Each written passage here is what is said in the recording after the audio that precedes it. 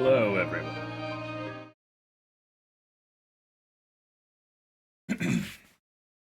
Hello. Welcome. Yeah, I hope everyone is doing good on this Thursday afternoon, or evening, depending on what time zone you're in. Uh,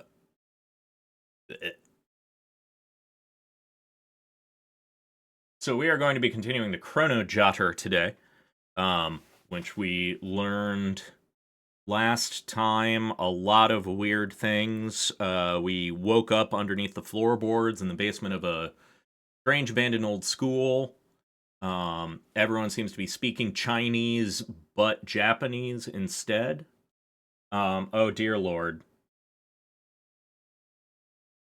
Yes, that was going to be the other announcement that I had, is I did make affiliate today.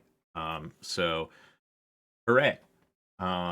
Thank you so much, Pancakes, for your subscription being the very first. I do deeply appreciate it. Yeah, I never expected to get this far, all things considered. So, I'm happy we're here. I'm looking forward to carving out my own little niche of reading people visual novels, I guess. So, yeah. It. As always, I understand that, honestly, that's the best way that it could have gone. I think it's great. But I didn't have anything planned. I'm, as always, I'm not a big hype guy. It's literally the first line in my bio on this website. But yeah. As always, I know that visual novels are really hard to kind of come in and out of. You lose a lot of the context. So I never fault anybody, but I do keep VODs if people are interested in either catching up on things that you missed. I have a YouTube channel where I try to upload everything, usually same day as broadcast. So, yeah, if you ever have any interest in that or want to catch it on the other side, that's always great. But yeah, we are stuck in a school out of time, and I think it's time to just get back to it. So let's go see if the game cam's working. It is, sort of.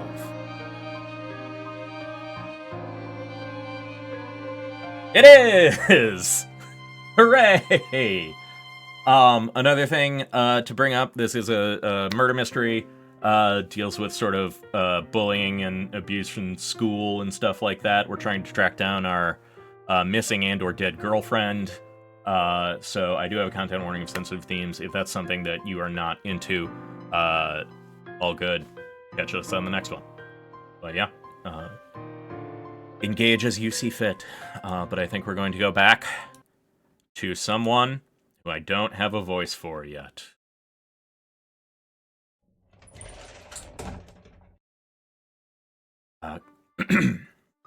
Good morning, everyone. An unfamiliar voice came from above. Ron slowly turned her head and saw a new face. So counting this girl, I've seen 6 people now, just missing the last one. What kind of voice do you look like? You look so uninteresting right now.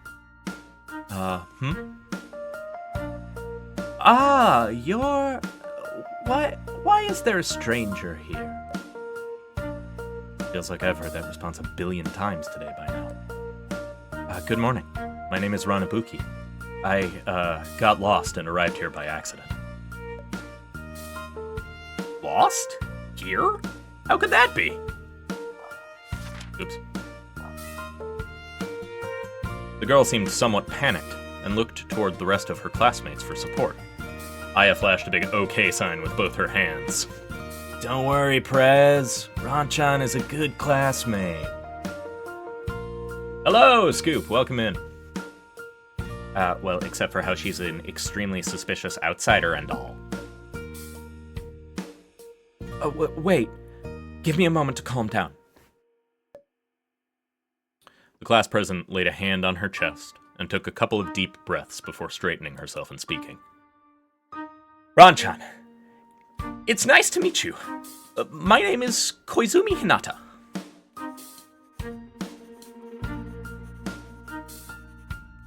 Oh yeah, that's right, we doodle everyone we meet. I'm the class president, and I'd like to formally welcome you to our class. Thanks, but my name is Ron Ibuki, not Ron-chan. Look, Miss President, I'm just trying to figure out a way to get out of here. I don't plan to join the class, and besides, I'm not even from here in the first place. Do you know a way to get out of here, Class President? I swear to God, if you say this tunnel again. It's unfortunate, but the only path out of here, the tunnel, can't be used at the moment. Heard that one a billion times as well today. Okay. So, do you know when it might be fixed, then? I don't know either, but it won't have any effect on our life here at school, so you don't need to worry about it at all, Ibuki-san. Come on, let's get you up to the front of the classroom so that you can introduce yourself. Why? No, Prez, I'm not a transfer Go on up there, Ibuki. I thought you liked to run your mouth. Oh, thank you so much for the subscription. I deeply appreciate it. Welcome to our new affiliate era. Get that big old one next to your name. So I entered the classroom from the rear entrance and took a seat in the second furthest row from the front, carrying a bag in her hands.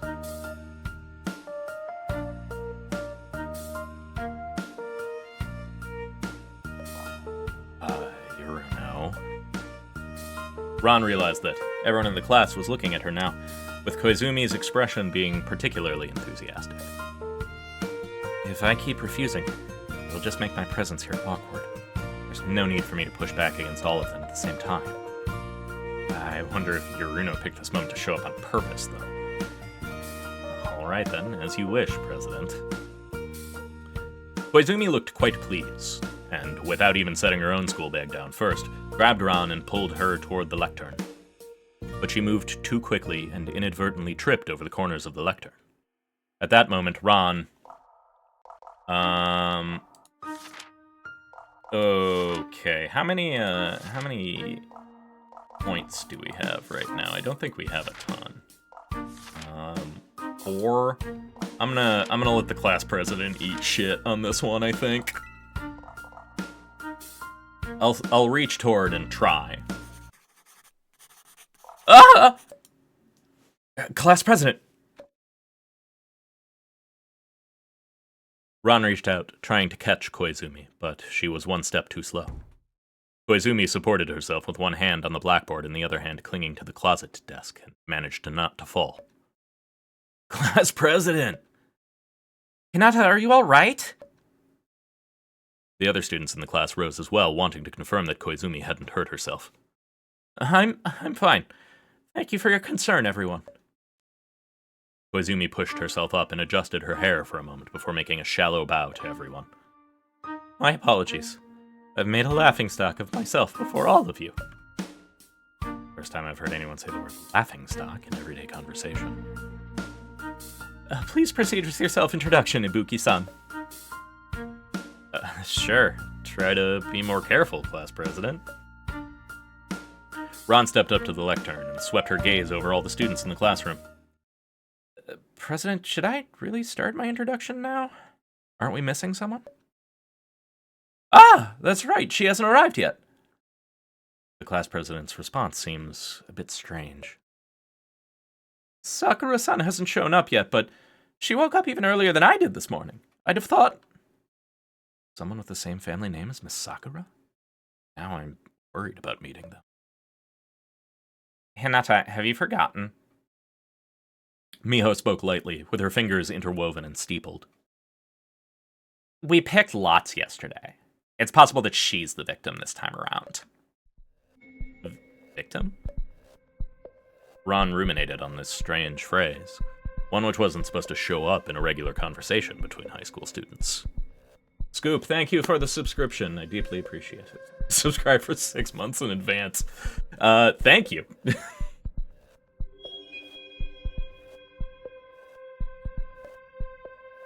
What are they talking about? If Miss Sakura's a victim, then she might already be dead, right? Dead? Ron let out a small shriek. Gosh, this round's killer sure got right to work.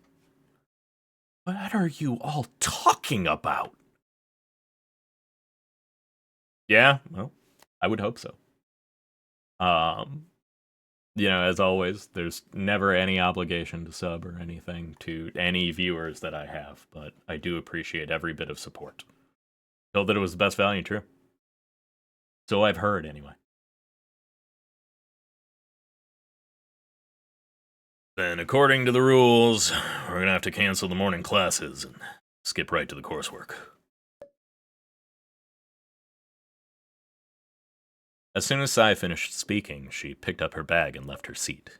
Ron looked about in bewilderment, hoping that someone would explain things to her, but the others were also cleaning up their things and getting ready to leave. I saw Sakura earlier this morning while swimming. It's possible her corpse is somewhere around there. Let's go and hold on! Ron couldn't stand the growing stress in her heart anymore. She felt like she was going to explode from the pressure if she didn't do something about it. Oh, hey, buddy.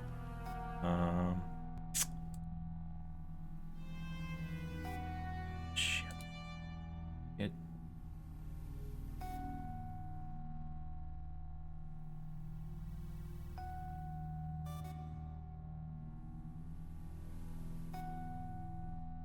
Yeah, I'm trying to kill that guy. If one of my mods is capable of obliterating that, I would deeply appreciate it. With the thing.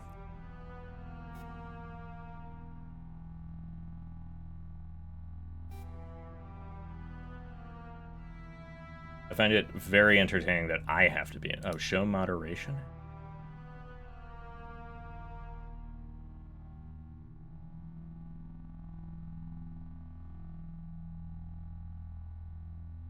Oh, here we go.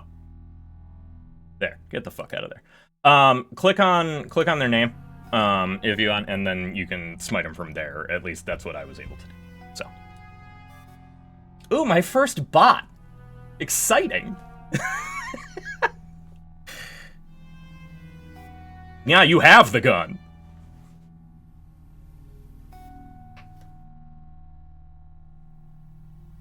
Okay. All right. Back to it. Exciting, a milestone. Not only did we make affiliate, we got a piece of shit. Ron couldn't stand the growing stress in her heart anymore. She felt like she was going to explode from the pressure. A guy. Just what are you all trying to say? The person who didn't show up, you called her Sakura? Ron couldn't breathe, and she couldn't say the name. She lost control of her heartbeat again and clenched her fists until her fingernails pierced the skin of her palm to forcibly regain control over her emotions.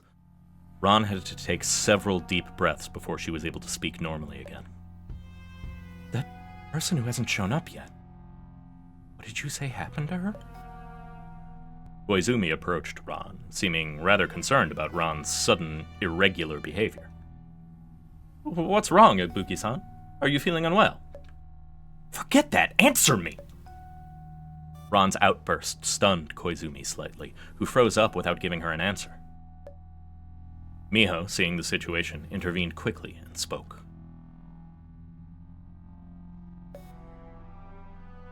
It's as they say. The person who hasn't shown up yet most likely has already been killed. And the killer is one of the 6 of us. Hearing those words, Ron's brow furrowed. She looked at everyone in the room, trying to divine from their expressions if this was some practical joke that they were all playing on her, to no avail. The stress that immediately came upon her afterwards pushed her half to her knees, and she was forced to lean on the wall for support as she broke out into a sweat again. She felt the urge to dry heave, a sign that her illness was about to act up again, but she didn't want to reveal those symptoms to this room. An image of a torn sheet of paper flashed through her mind once again. You're saying that you've killed someone? We've already said it a bunch of times, haven't we? Yes, one of our classmates has been killed by someone in this class. They once again confirmed the truth of this bizarre situation. What's going on? What the fuck is happening in this school? What kind of place have I been brought to? Weren't things fine just a moment ago? How did it suddenly become like... By this point, the other students had encircled Ron, who was squatting on the floor. They were all looking at her. But Ron, the subject of their gaze, was unafraid to look up at them, for fear that she'd see that their faces had already begun to melt. Ibuki, are you freaking out? Should I not be freaking out? Ron was quietly hyperventilating. Forget seeing the corpse. Your nonchalant attitude and the way you're all talking about something like this is enough to make me want to panic like a crab in a deep fryer. Once again, weird analogies, weird fish-based analogies. This is not the first time that she's made a weird fish-based analogy. I sure ain't never seen a crab that can still crack a joke like that after it's already been thrown in the fryer. Ron used the periphery of her vision to peek at Sai's face. Didn't look like there were any irregularities. She relaxed slightly at that and slowly raised her head to look at the other students. You don't look like you're putting up an act. Miho bent down and began to gently stroke Ron's back. I'm responsible for filling the role of the school nurse. Here, let me take a look at you. No. Miho bent down and began to hear myself. Oh no. I was trying to open the stream manager on my phone so that I didn't have to alt-tab out to do anything because of how I have to catch all this stuff. And apparently I was not muted on my own. In case you heard me talking. Twice. No, I think the missing person is the one who really needs your attention right now. Miho chuckled a little. You're absolutely right. If you think there's nothing wrong with yourself, then stand up and come along, and let's go find the corpse together. Miho offered a hand for Ron to take as she turned to speak to Sai. Yurina-san, lead the way, if you will. Sure thing. Fair warning, though. I don't actually know if the corpse is really there. All I know is that I saw her hanging around there while I was swimming. Miho pulled Ron to her feet and then nodded at Sai. I think it's quite likely that that's the place. After all, An hardly ever visits the swimming pool. That's true. I've never seen An go swimming of her own volition. So she might well have met with the killer there before getting killed. We should get going quickly. It'd be pitiful to leave Anne there all by herself for too long. We should try to deal with it sooner rather than later so that she can be at peace, right? Just as the three of them finished speaking, a loud noise came from the direction of the lectern. Ron, who'd just managed to get to her feet, had once again fallen to her knees. Trembling all over, she seized Miho's wrist with both hands. Ron stared at her wrist with such intensity that even the normally unflappable Miho Takei was startled, flinching backwards instinctively. That person who didn't come, the one you said might have been killed. What was their name? Miho seemed like she was suppressing her own disordered thoughts to keep herself calm. She turned her wrist and grabbed Ron's hand, trying to pull her off the ground. But Ron's tight grasp on her almost caused Miho to collapse instead. Answer me! What was her name? What's up with you? All right, I really don't know why you have to ask about this right now, but the name of the person we've been talking about is Aunt Sakura. Da-da-da-da-da-da. Girlfriend! Ranibuki had always liked the rain. She especially loved it when it started storming without warning. Watching strangers outside her window scramble around for shelter while she hid safely at home gave her an indescribable sense of security. When she told An about this, her love asked her, "But how would you feel if I were the one trapped in the rain?" How did I answer her then? Ron trailed behind everyone as they headed toward the place where Sai had said she last seen Anne. She didn't say a word, and only occasionally looked up toward the sky, watching the dark clouds slowly converge. If Sakura-san knew she might get killed, why would she go over there at all in the first place? She's always been pretty cooperative with her killers. Never puts up much of a fight whenever I was supposed to kill her either. The students ahead of her all seemed quite at ease. They'd spent the whole trip discussing An and the murder with each other.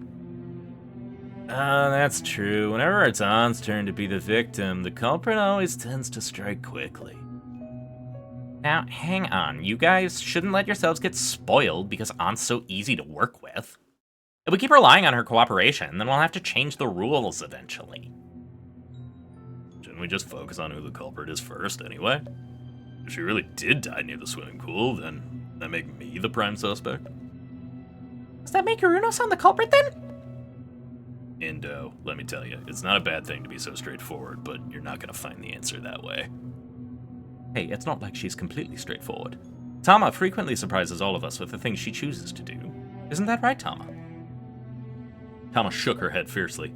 I just picked up a few things from my books is all, because I hadn't had the chance to read often before.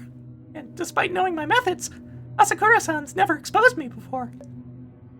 Well, we did read those books together, after all. Listening to the students' conversations, Ron began scratching her scalp again, but it didn't stop the pressure from rising within her. Hey, are you okay? Slowing her steps, Miho came to Ron's side. No, I'm fine.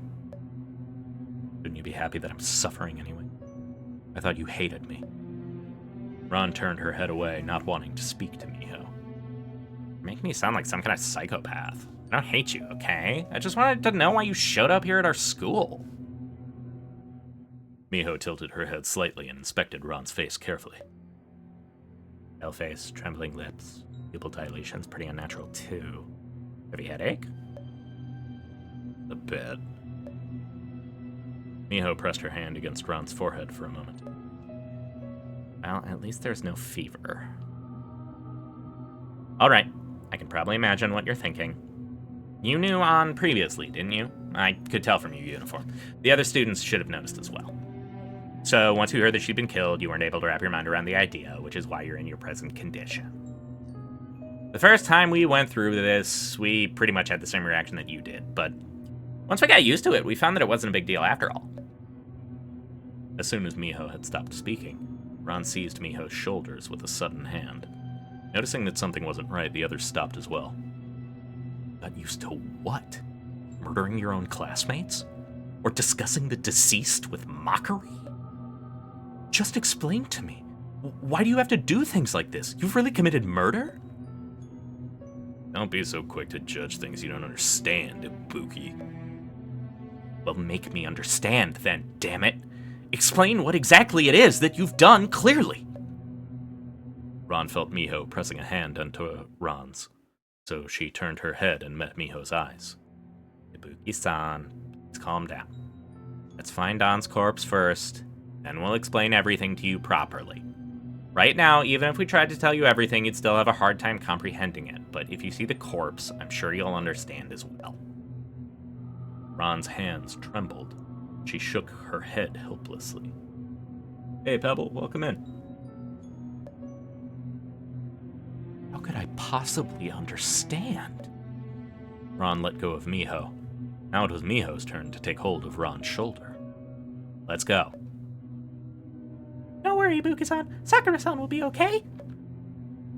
Faced with Tama's supportive words, Ron had no idea how she was supposed to respond. She could only force out the barest of grimaces.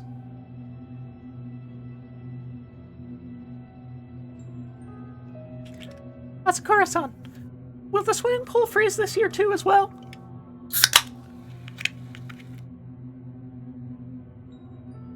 I forgot to get a real for him.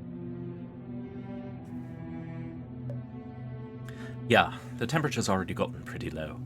It'll probably freeze over very soon. Yuruno, you should consider spending less time swimming too. If you get a cramp in the swimming pool during the winter, I definitely won't jump in to save you. Not like I've ever seen you there, even when it wasn't winter. Plus, I'm used to it already. I'll be fine. Used to it. Ooh, once it snows again, we can build snowmen in the courtyard again. Let's build a chibi Miho in the snow together, Sai-chan. Huh? Bring that back up on purpose. Oh, right. That one time Sai-chan got killed and they hid your corpse in a snowman, didn't they? Almost scared me to death when I went to shovel up the snow that day. All I can say is, that sure is Tama for you. Always exceeding our expectations. Don't. Tama's embarrassed expression made everyone crack up. The hell? They're apparently very blasé about all of this. We're almost there. See the old shower room up ahead? I saw Sakura go in there this morning. Ron lifted her head, looking where Sai was pointing. Apparently they've all died and killed each other a bunch.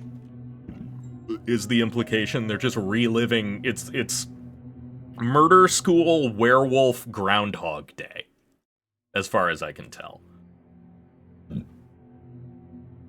I even found it out at the time, since I only ever used the new shower room, the other end myself. The old showers are much less convenient. That's where Sakura is right now? Ron took a few steps forward, eyes glued on the showers. Ibuki-san. Ron rushed towards the old shower room and pushed Miho, who was standing in front of her, out of the way with one hand. Ibuki-san! Ron's footsteps grew faster and faster. She knocked Sai's shoulder out of the way as she charged forward. Ron rushed into the shower room that Sai had indicated. Clutching the frame of the door, she stared at the girl leaning against the wall before her. Ron pulled her shoulders in, sure where she should put her hands. She flailed her arms meaninglessly in the air, as though she'd forgotten how to control her own body. Finally, she brought her hands before her own face, letting her fingers wander up and down her face like kudzu. Ron pried her mouth open with her hands and finally let out a shriek. Without question, the corpse in front of her was the love of her life, Aunt Sakura.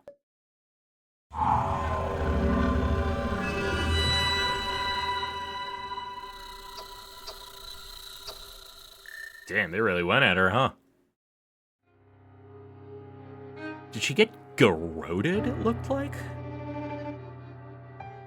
There was a horizontal cut in the young woman's neck, which split the muscle and exposed blood vessels and vertebrae to the air. Massive amounts of blood had gushed forth from the wound, staining the collar of her shirt and continuing downward to cover Aunt Sakura's black outerwear with bloodstains. Looking up, Ron saw Ann's long locks of hair had been splattered with blood, and in that moment she could only think that she ought to put those locks in her own mouth. She could suck the blood out. So that she could what? Yeah, there's a little bit of Raging Luke, too, without just the wildly sexist main character. Also, that's an insane thing to think, Ron. Ann had always hated it when her hair got dirtied, after all. All Ron could think of was how she had to get her hair clean immediately, or else Ann would surely be disconsolate about it later. Such disjoint thoughts couldn't restore Ron's composure to her. She slowly looked downwards. There was a slight tilt to the old shower room floor, which was causing the blood to flow towards the right. By now it had converged into a river. Blood pooled over the drainage grate, slowly dripping drop by drop into the shadowy drain. In that moment, the sound of the dripping slammed itself into Ron's sanity over and over like a sledgehammer. Ron fell to her knees. She barely managed to catch herself with her elbows, bringing her into contact with the still flowing blood. Looking down, she saw her newly red-stained hands and knees and immediately arched her back and started tearing furiously into her own scalp. Nails scraped sharply against the skin, letting out spine-chilling sounds reminiscent of flesh being torn. Interspersed into all of it was Ron's on and off weeping. Sakura! Ann! Ron's hands clawed even harder. Already there were traces of blood and skin stuffed under her fingernails. She felt like she was dangling on a spider's thread. That thread itself the only thing keeping her from losing her mind to hell. And the thing that had cast that thread in the first place was the mockery that the others had made of the murder with their playful words. Ibuki-san! Miho seized Ron's hands from behind. What are you doing? Sakura's blood. I'm telling you, An's fine. You're the one who's really scaring me right now. Miho helped her up, but Ron immediately lost her balance and collapsed onto Miho's back. Can't stand up. Miho held Ron's waist with her left hand and gently patted her back with the right. Ron shook her head, her whole body powerless. But then she suddenly awoke and seized the collar of Miho's uniform with a trembling hand. Which one of you six killed her? Who was it? Tell me! Please just calm down and let us explain. Listen to you? I've been looking for her for so long, and I finally managed to see her again. So why did it have to be like this? Why did it have to be like this? Ron slowly released her grip on Miho's shirt as she wept unintelligibly. Miho didn't get angry with Ron's actions at all. She continued gently stroking Ron's back, trying to reassure her. She whispered quietly into Ron's ear. Yuki-san, An's not dead. He'll come back to us. Ron shook her head furiously. I don't understand. I don't understand a word of what you're saying. Don't keep making me. Soon the other students arrived on the scene as well. Oh, yep. Corpse sure is right here. I guess I really am the prime suspect, then. Since it's near the swimming pool, let's presume that Hiruno is the killer for now and start investigating. I swear, Asakura. Then let's hurry and begin. Let's solve this case quickly and wake Sakura-san back up so that we can cheer Ibuki-san up again, too. Koizumi headed over to An's body and bent down, preparing to touch her. Don't touch her! Ron's reaction startled Koizumi, who pulled her hand back immediately and leapt up into a stiff pose as though she were a misbehaving student who'd been told to stand in the corner, think about what she'd done wrong. Ron pushed Miho away and quickly stepped in front of Sai. I am done trying to understand what the hell you lot are trying to say, but you said people who die here can still come back to life, right? Tell me what I have to do.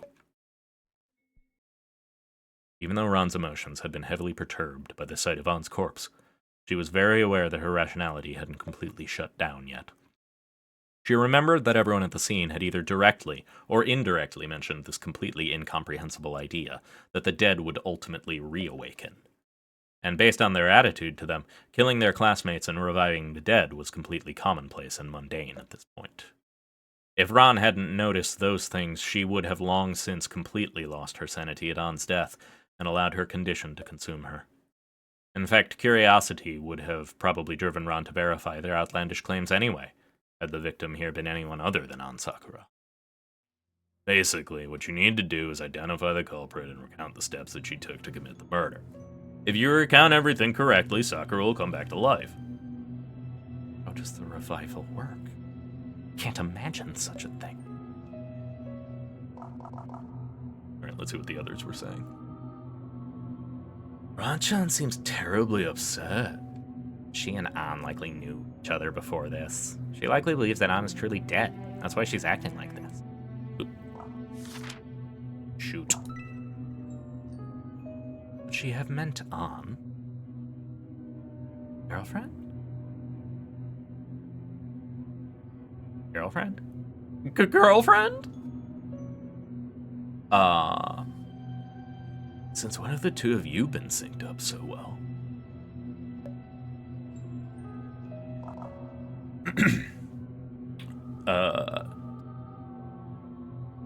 First the wounds mend, then the blood regenerates, and last of all, the heart begins to beat again. Before this, well, there was this one time that the culprit cut off all the limbs of the victim and hid them in different locations all over the school.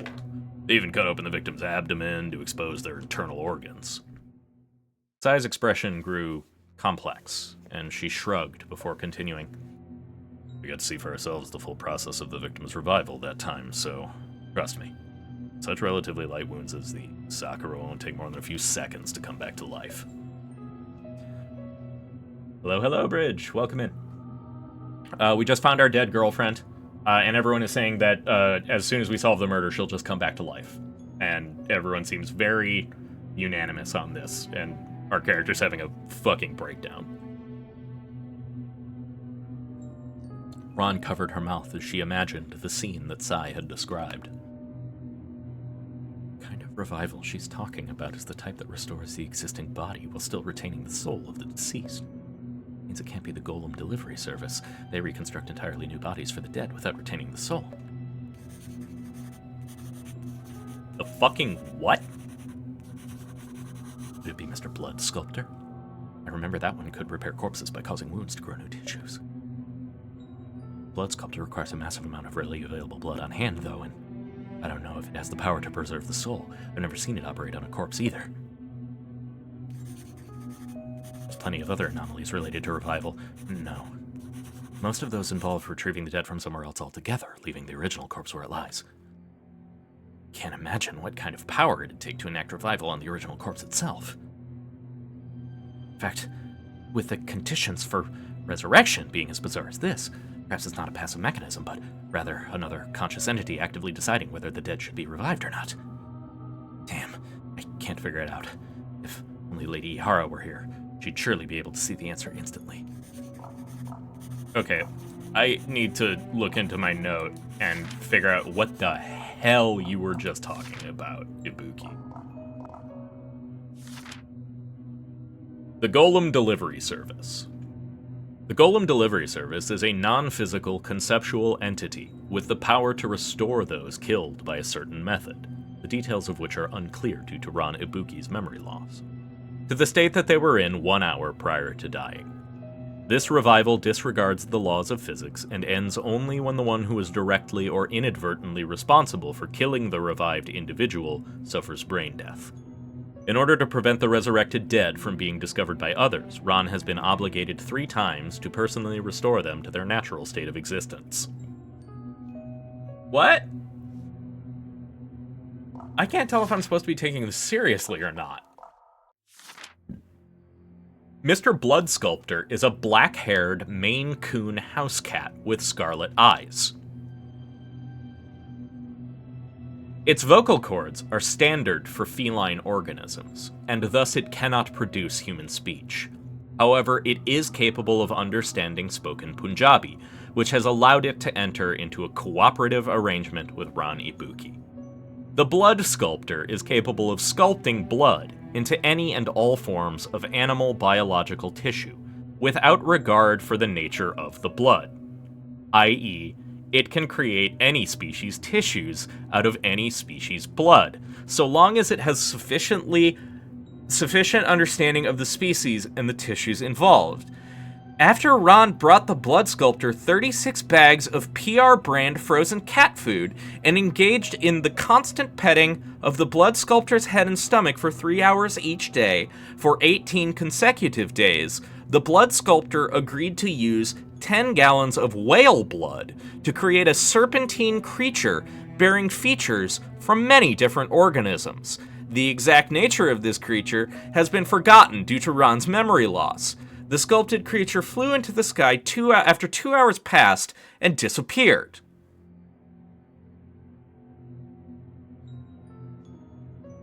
What? Yeah, Pancakes, there is so much going on here all of the sudden.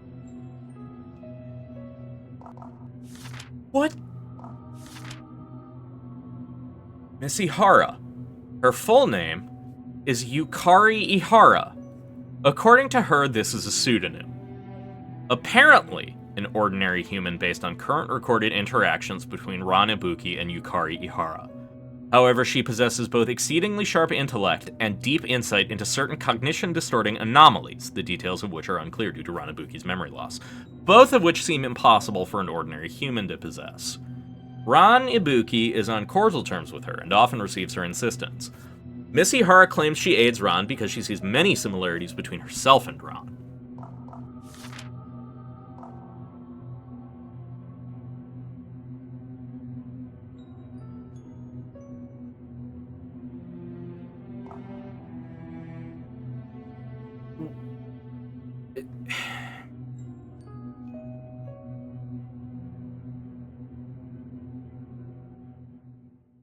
I'm just gonna move on. Because I think that's the only thing I can do when faced with this.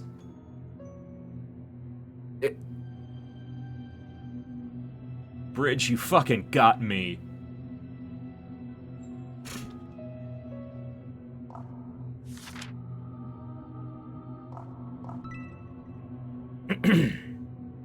Okay. Right, we had an eavesdropping as well. Forget about the girlfriend thing. Ibuki's gone mute again.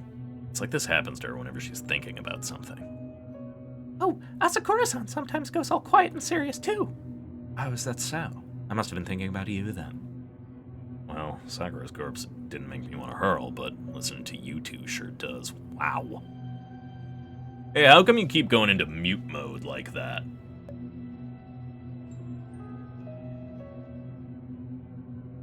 Does it not? I don't know. I've never really clipped anything before. Ron sniffled and forcefully wiped away her tears. Her eyes were still a little red from crying. I understand. I was going to find the culprit anyway, no matter what. And if this can bring Miss Sakura back to life, then all the better. When that happens, I will take Miss Sakura away from this place. Well, you'll have to ask her permission for that, but I guess that's none of our business. Of course, Miss Sakura will agree. After all, she's my girlfriend. Girlfriend? Is that true? That's the first I've heard of it. Anna's never mentioned you to us before. Ooh. Ooh. Never mentioned me? What? Forget it. I can figure that out later. Ron turned and approached An's corpse. She kneeled down and brushed strands of hair away from An's face so that she could see it more clearly. Trouble in paradise. The face that she'd sought for so long made Ron's heartbeat almost stop for a moment, and she wanted to do nothing more than pick up An and give her a deep kiss. Don't kiss the corpse. But An Sakura's bloodless face, and the stench of all the blood around them, forced her to remain calm. Endure it for a little longer, Miss Sakura. And the truth. No matter what the cause is, I've now been forced to participate in what they consider to be ordinary everyday life. A school that's been isolated from the outside world for a year without being affected at all, the linguistic abnormalities, these students who murder each other and revive the dead by finding the culprits, and all the rest of this strangeness. I have to keep my wits about me at all times. I let myself believe, like they do, all of this is completely normal, that it's possible that I'll never be able to get out of here. Miss Sakura, you have to wake up, please. Nothing without you. Nata, let's let Ibuki-san handle the coursework this time around. Sure. Koizumi Hinata only now seemed to have regained the wits she lost from when Ron had berated her. She nodded her head in a panic, agreeing with Miho's statement. Let's do as Takei-san suggested. This will help Ibuki-san understand the coursework at our school more quickly as well. What's coursework supposed to mean? I feel like we've got an unreliable main character for some reason. Yeah, something. There's just something about her attitude that makes her seem a little bit unreliable. I think it's the fact that she's completely insane.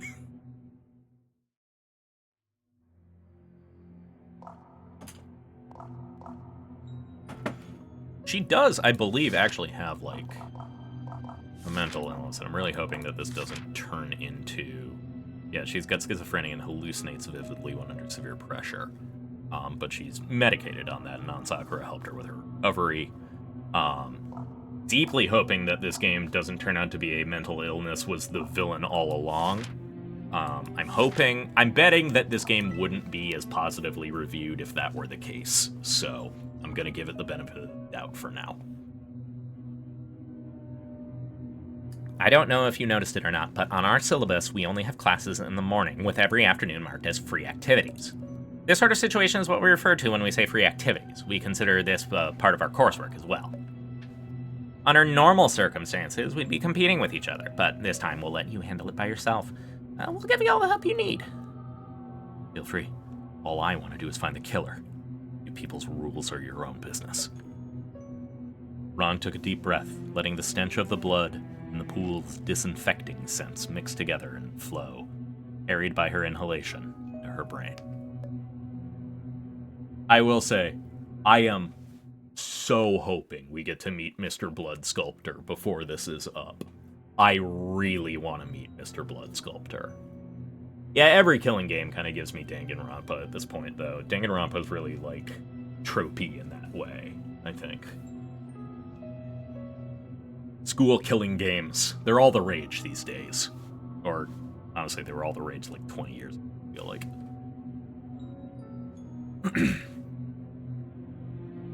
It was like she'd injected a stimulant directly into her skull, slew each of her uncontrollable trains of thought. Ronnie Buki had returned to her normal state. Then, let's begin investigating the crime scene.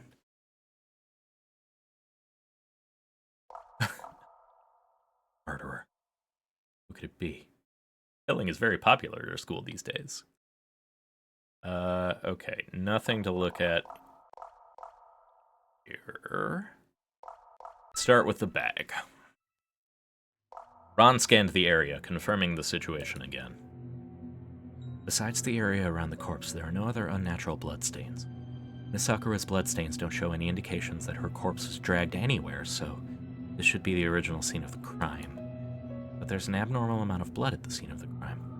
Unless Miss Sakura didn't die quickly after her neck was cut, allowing her heart to continue pumping blood. A wound like this, death ought to have been extremely fast.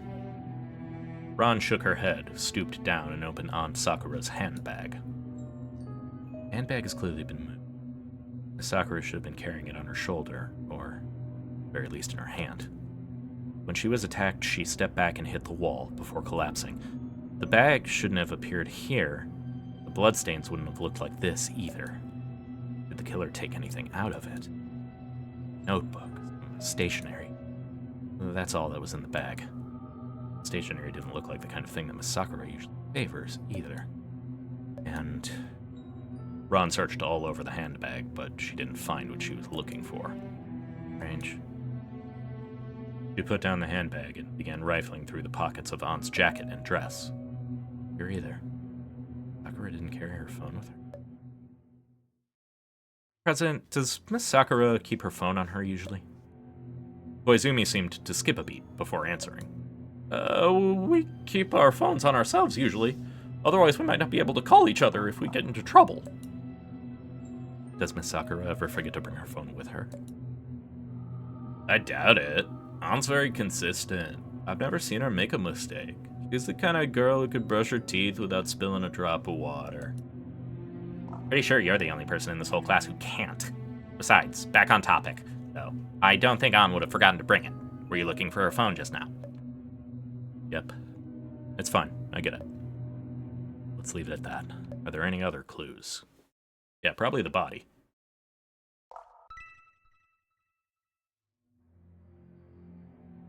Ron knelt next to Anne's corpse and brushed away the hair that covered her neck. A few strands of torn muscle dangled in the bloody wound. The skin draped atop it was as limp as ragged cloth. Ron approached the wound for closer inspection. The cut is extremely deep, reaching all the way to the depths of the cervical fascia.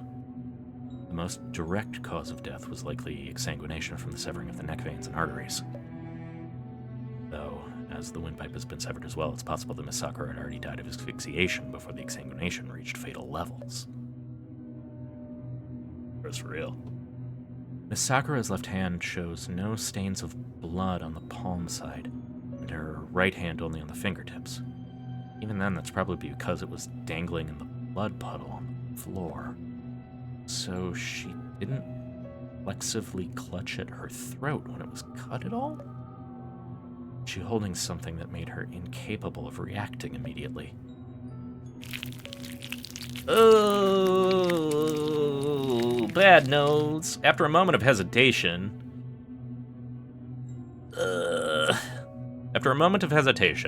Ron used her right hand to peel the wound on Sakura's neck open slightly. The separation of flesh and blood made a faint but gruesome squelch. Blood trickled down Ron's pointer finger, tickling her slightly. Vertebrae haven't been severed since, of course, none of the students here seem strong enough to cleave through both the vertebral column. Patched muscles of the neck in a single blow. Yeah, they couldn't just straight up decapitate her in one strike. Ron stretched the neck out to observe in detail. She noticed several small cut marks had been left on the vertebrae. See, it wasn't a single precise strike that severed the soft tissues of the neck apart like this. When the culprit attacked, their weapon was blocked by the vertebrae. Afterward, they must have had to apply multiple cuts to expand the wound to such a startling degree. The clues the wound can provide. Let's see if there's any other clues. I happily no longer wish to look at the wound.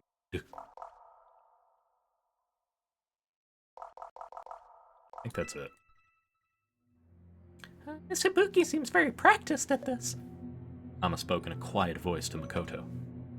Maybe she's watched too many police procedurals. These procedurals? I mentioned it back when she showed up in the classroom. The curriculum in Japanese school is very intense. I honestly, she strikes me as the kind of girl who does this at her free time. I mentioned back when she showed up in the classroom. No matter how you look at it, her claims that she got here by getting lost are highly suspicious, not to mention how she says that she's an ordinary high schooler.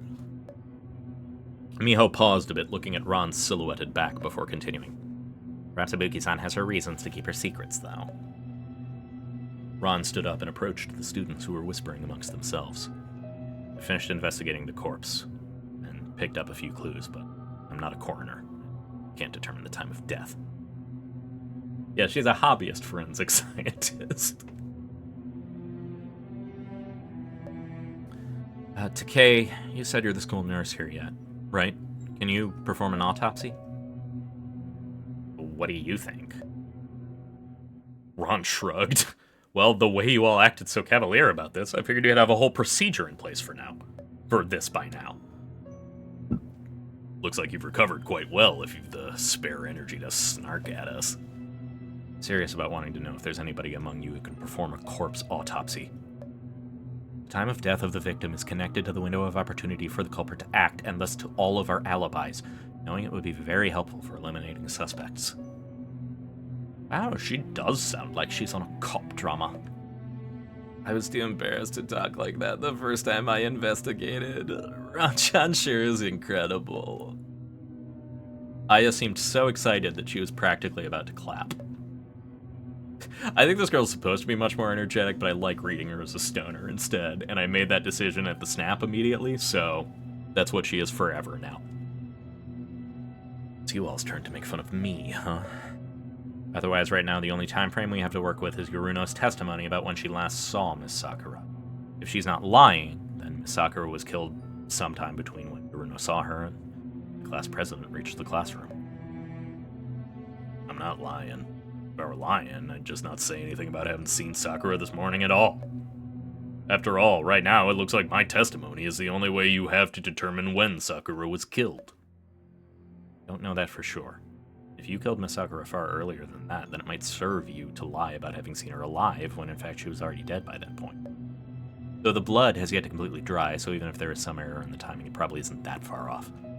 Could have been anywhere from 30 minutes to an hour earlier, though. I lifted her eyebrows and nodded as though she'd been enlightened. If we're just talking hypotheticals, then sure, I guess. No matter what, Miss Sakura's death couldn't have happened any earlier than that, so start from the assumption that Yuruno's not lying and start eliminating possibilities. I hope she's just a true crime girly, which is why that she does this. She just knows how to do this. Koizumi nodded, looking happy that Ron was fitting so well into the group's normal dynamic. Go ahead, Ibuki-san. We'll all cooperate with you. President. What is it, Ibuki-san? You realize that the most suspicious people right now are Yuruno, who was swimming at the pool, and you, the the person who arrived the latest to class besides her. Is that so? Oh, I get it. Because I arrived last in class, I had more time than anyone else to kill Sakura-san. Plus, I'm in the same dorm room as she is. Correct. Then, besides the fact that I could not have possibly killed Miss Sakura, both by the time frames and motives, the person that's least suspicious to me is Indo, who brought me to class this morning. But considering the possibility that Indo and Yuruno could be working together, I can't eliminate her as a suspect entirely. Working together? Would the culprit we do this time really look for an accomplice to help her? You drew the culprit? What kind of rule is that? Let me explain. Put simply, the culprit and the victim are all drawn via lots. Of course, beside the murderer, no one knew who drew the victim lot. We can explain this more in detail afterwards. It's not relevant to your investigation at the moment. For now, just as a note, though, that an accomplice situation isn't very likely, it can't be ruled out. So many bizarre rules. They really treat this kind of thing as genuine? As a game?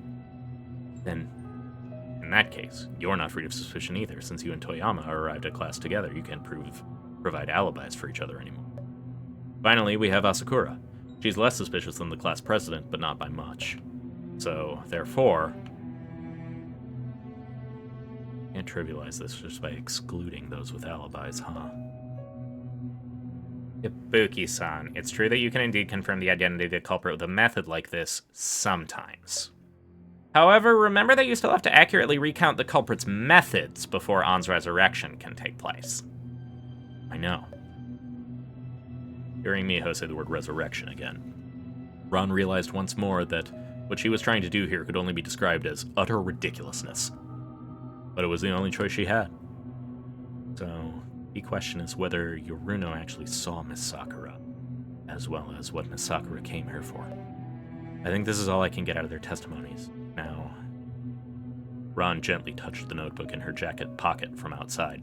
Oh right, also we eat our own notebook. I just remembered that. Use the notebook. I've got some ideas, but I'd like to think by myself for a moment. I'll find somewhere quiet to get my thoughts in order. I'll leave Miss Sakura's corpse to you all. Wait, why not tell us what you're thinking so that we can help discuss your ideas with you? Yeah, see, here's the thing. Mr. Blood-Sculptor, normal. This, weird. Yeah, wouldn't it be better to think together? Ron stopped at the door and turned to look towards Aya Toyama. Sure, maybe. But just how exactly do you expect me to trust you all?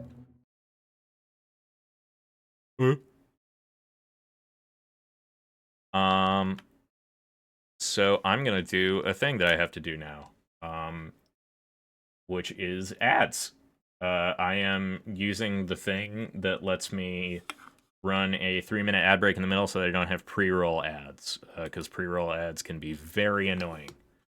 So we are going to be taking a 3-minute ad break where I will just hang out and chat with y'all for a few minutes. Hit run those ads.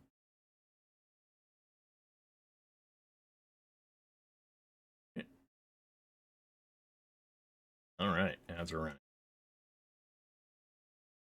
This is a real interesting game, huh? I'm having a good time with it, but it's absolutely bizarre.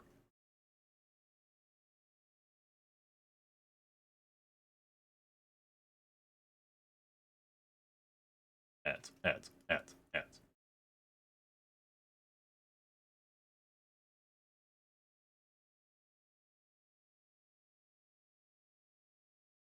I really kind of want to go back and do the recollections that we had at the beginning. I'm wondering if those had more significance than I initially thought they did. Because I don't know how much of this is going to... Yeah, Mr. Blood-Sculptor, the giant Maine Coon that's a, like, ceviche from Vampire, basically. You can just make meat out of raw blood. But he's a cat.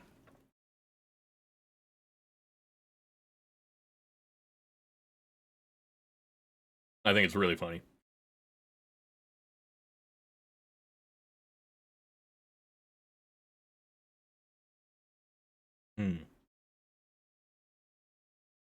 Mr. Blood-Sculptor.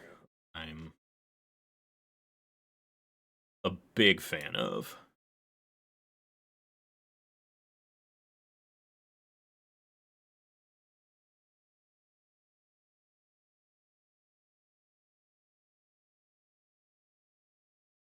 Is everything. Who do I think did it? I think it's the class president right now for this round. And I think she's a really bad killer. She strikes me like, again, I'm just approaching this from the werewolf mafia kind of deal. I think she's just a horrific killer who folds as soon as we're gonna grill her, is my bet.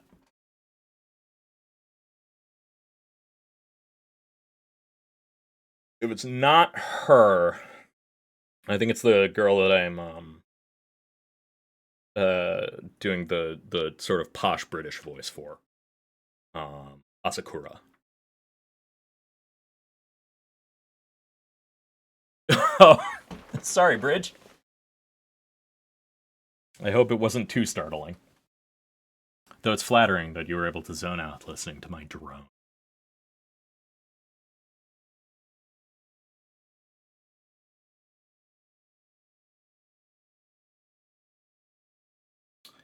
Ads are about done. 10 seconds. Turn.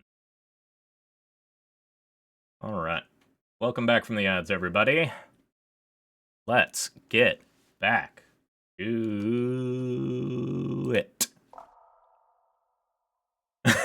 Where voice? Why Taco Bell? What notes did I update? Alright. Notes.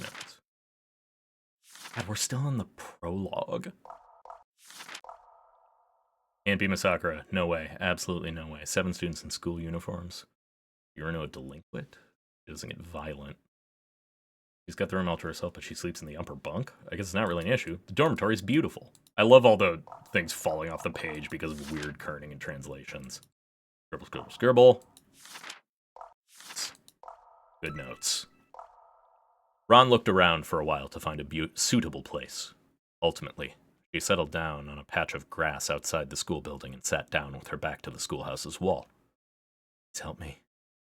Doesn't matter how much of my blood you want this time. Just find the correct recall point that will let me save Miss Sakura. Wait, are these diegetic? Ron extracted the notebook from her jacket. She gently caressed the cover and raised her head to let An touch a thumb on her face. She knew that Han wasn't actually here, of course. It was just that each of her recalls were always preceded by the same hallucination. That An Sakura was right there by her side.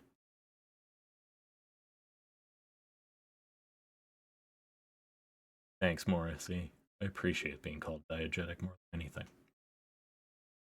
I love being part of the narrative.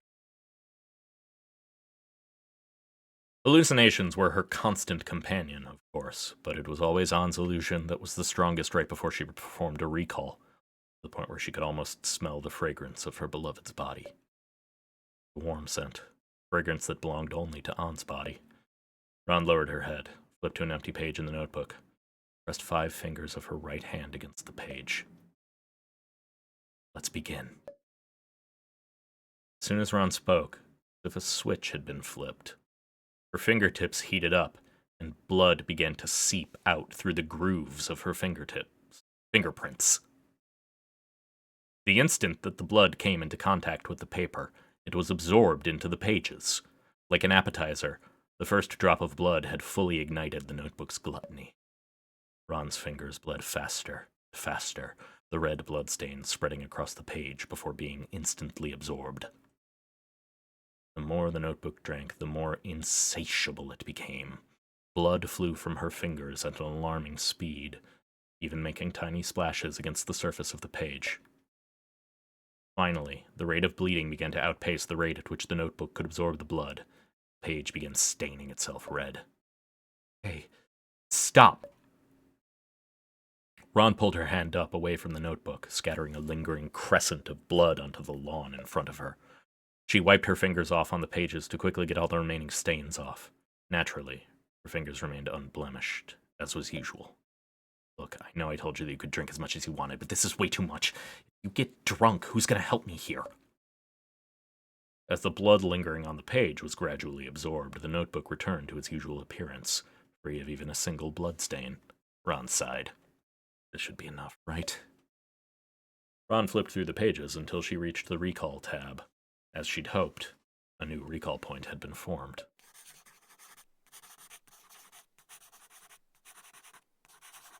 I understand, but this is the meaning of the recall point you found this time. I decided at that moment to go along with Bruno, and I can see for myself whether she saw Miss Sakura, determine the exact time frame of the incident. You've given me plenty of indistinct recall points in the past, ones that I had to try multiple times before I understood their meanings. But this time, been quite precise. I guess you also want to do everything you can to help me revive Miss Sakura, huh? Alright, let's begin recalling. On recall mode. In branch recalls, you can recall to previous points where a decision was made. In investigation recalls, you can recall to previous regions that you've investigated before.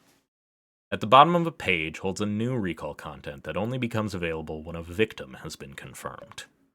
Special recall allows you to find important clues to the current case through recall. After the clues have been found, you can terminate the recall session.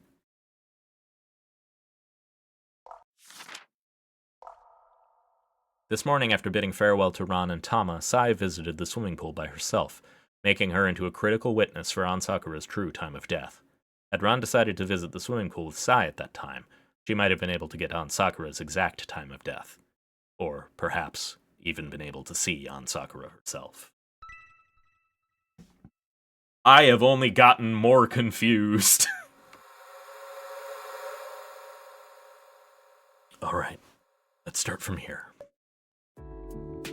Tama had raised herself to the tips of her toes as she spoke, to open the washroom's mirror. She took a toothbrush that was still sealed in its packaging and handed it to Ron. By now, Sayuruno had finished washing up. She gave Ron a pat on the shoulder and waved farewell to Tama before departing for the dormitory's depths. But this way, I'm going to encounter Miss Sakura in advance as well, won't I? What might that lead to? Even if I really do run into her, I have to remember to retreat from the recall. I can't stay here for too long. Alright, let's begin. Ron called to Sai, stopping her in her tracks. Hold on, Yuruno. What's the matter? Should I visit the swimming pool with you? I'd like to see what the swimming pool here is like. Aren't all pools pretty much the same everywhere? Sai was about to turn and depart, but perhaps upon noticing that Tama's huge eyes were filled with ignorance, she suddenly changed her mind. Oh, whatever. I feel bad about trying to foist you off on Tama anyways. Come with me, then. As my past self is thinking that, compared to the schoolhouse, which she'd already investigated the night before, the unexplored swimming pool is worth visiting more. That's why she's choosing chit-chat with Sayuruno. Yep, her calls are as logical and reasonable as ever. That's reassuring. Foreshadowing is a literary device in which... Hold on a moment. I'm done brushing my teeth real soon. Ron brushed quickly. Didn't take long for her to gargle and rinse. After that, she cleaned the cup and placed it back on the counter. Let's go. Alright, Indo will be off then. Tama lightly bowed to the two of them. Farewell. See you again, Yuruno-san and Ibuki-san. Well, here we are. So, ta-da, the pool. Neat, huh? Aren't all pools pretty much the same everywhere? Sai lightly swiped at Ron with her swimsuit bag. You're the one who has to see it. Alright, enough talk. Come with me to the changing room. Wait, you expect me to go swimming too? Of course. Those who come to the swimming pool must be prepared for swimming. Look, even if you phrase it like it's some kind of deep quote or something, there's no way I'm going swimming. It's too cold for it. Oh, come on. There's nothing to be afraid of. It'll be fine so long as you do warm-ups. Plus, I'll be by your side. Sai pointed towards a few buildings on the side of the pool as she spoke. There's some spare swimsuits in the showers there. Should be one of you somewhere. Showers are over there, but... direction that Sai was pointing was in the exact opposite direction as the location where An Sakura's corpse would eventually be found. Showers are over there? And what's that for at the other end? Ron pointed towards the other end of the pool where she thought the showers were located. Good thing I'm so perceptive when it comes to strange details, as usual. If she hadn't asked, I'd have to go ask Yuruno again afterwards. That would have been awkward. Oh, those are the old showers over there. I basically never visit them. I mean, it's not like they don't work or anything, but to run all the way over there since we got newer showers right here. And the old showers don't even have changing rooms, which makes changing a pain. So according to this, he's used the old showers before. She's speaking from experience. Sai grabbed Ron's wrist and dragged her forwards. Alright, come on. We only got an hour left before the class meeting starts, so let's hurry it up. Trust me, a morning swim is the best way to energize yourself. You'll love it. Absolutely not. I'll freeze to death. Sai suddenly started laughing and pulled Ron to her side, wrapping an arm around her shoulders. The first time I took my little sister swimming in the winter, she dug her heels in just like you. But after that, she added me to go swimming together with her every day. I'm sure it's going to be the exact same with you. It won't be the same. Sister must have swimming DNA, just like you. Whereas I, on the other hand, am a purely terrestrial organism.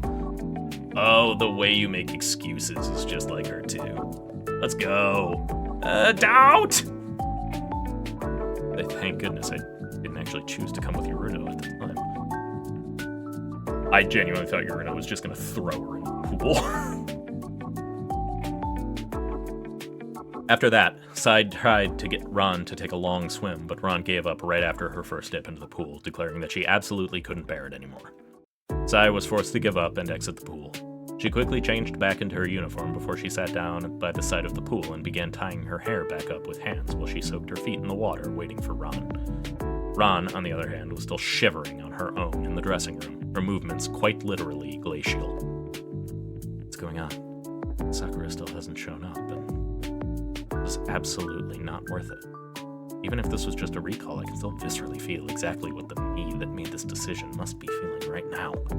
I think that Yuruno imagined that I would get hooked on swimming with her after this. I'm never coming back to the swimming pool in the winter, not even if it kills me. Foreshadowing is a literary device. Anyway, seriously, what's taking Miss Sakura so long? Was Yuruno actually just lying? I remember when she arrived at the classroom it was almost 7:10. Now, the clock in the dressing room showed that the time was 6:42. Still early. Maybe if I wait a while longer. Suddenly, she heard muffled sounds of speech from outside the dressing room. Someone's here. I hear them clearly, though. Is that Miss Sakura's voice? There's some distance to the swimming pool from here, and there's a door between us, too. Not to mention how Yuruno won't stop splashing her feet in the pool. She's making so much noise. Ron dressed herself again, leaving only her jacket behind. But she suddenly noticed that her hair hadn't dried yet, so she picked up a towel again and started wiping it off. Unfortunately, the noise that the towel made against her hair completely drowned out the sounds of the conversation from the outside. Why is it that I can only experience my self-perceptions during a recall? I could control myself and step through this door. See you again, Sakura. Ron noticed the sound outside, but decided not to leave the dressing room. The present me is definitely thinking that there's no need to rush out to see who you're talking to, since I would run into them sooner or later. But I hadn't imagined that it could have been Miss Sakura. By the time Ron finished drying her hair, the conversation outside the room had long since concluded. When she opened the door and returned to the swimming pool, all she saw was Sai Yuruno by herself. At the edge of the swimming pool, there's a trail of shoe prints extending forward. Sai's feet are still bare and still in the pool. Without a doubt, those prints must have been left by someone else. Not guaranteed to be Miss Sakura, though. If Yuruno is the culprit and the other person is an accomplice. Now, if that were the case, then Yuruno wouldn't have brought me to the swimming pool. The fact that I fled the swimming pool so quickly came as a surprise to her. She'd clearly been hoping that I'd stick around a bit longer. If I really had kept swimming, then I would have gotten to see the person she spoke with myself. So, these prints do indeed most likely belong to Miss Sakura. Were you talking to someone just now? First time seeing her visiting the swimming pool at a time like this, actually. Actually, it's rare to see her at a pool, period. Someone else came here to swim. You're telling me that there's someone else on this planet who can go swimming on a winter morning other than you, Iruna? She and I just slipped past each other in the recall point. Hey, didn't you just try to go swimming with me? Don't act like it's so weird. Sakura. Honestly, I was curious too, so I asked her what she was doing here. She was also carrying a bag in one hand. Probably a swimsuit. But she said she was just here to make a delivery to someone, not to go swimming herself. I should open that door. I've seen a living Miss Sakura with my own eyes. We could have... A delivery? So you're saying that there's someone else here besides us? I hadn't noticed at all. Mm-hmm. Another one of our classmates who apparently got the urge to go swimming all of a sudden. They showed up even earlier than we did, and they've finished swimming by now. Sakura, it's you. You're not going to ask her to swim with you? Nah. Sai stood up, wiped her feet, and put her shoes on. Iruno's braided hair is back up, and she unties her braids before swimming and before going to bed. Looks like she's quite adept at braiding her own hair at this point.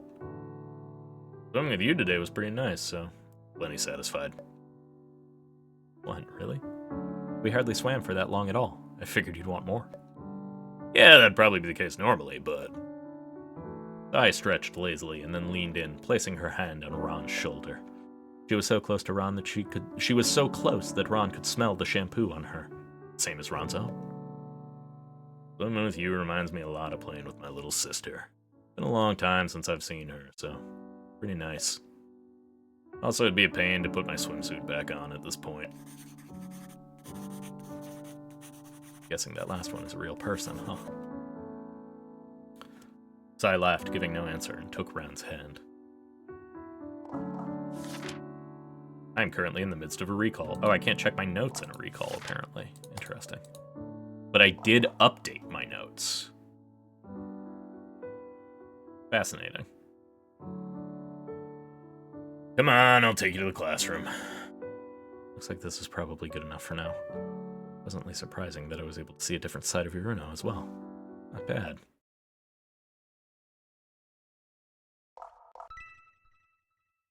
Ron closed the notebook and raised her head with her eyes closed, shivering all over. Still haven't quite recovered from that swim. I remember that one time I got my head chopped off in a recall point. It hurt for days on end after that. Fucking what? Then she lowered her head and buried her face between her legs, letting out a weak groan. The mental pressure caused by the recall point made her feel like someone had plunged their hand right into her cranium and blended her brain into a total mess. Ron grit her teeth and forced herself to repeatedly remember the experiences she'd had during normal time, so that the things that she saw in the recalls didn't get mixed in. Otherwise, she'd lose her mind, or at least that's what she figured. She envisioned 2 boxes of puzzle pieces in front of her, where all the pieces were mixed up.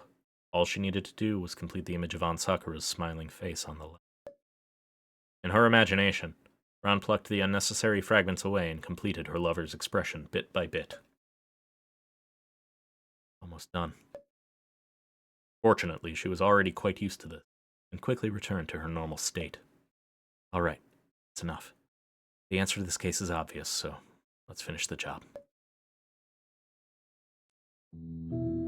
All right.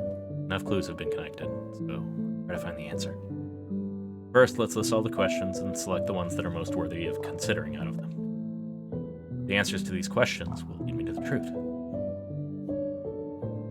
Once all worthwhile questions have been selected, a bubble prompt will appear on the left. Clicking on it will allow you to enter deduction mode.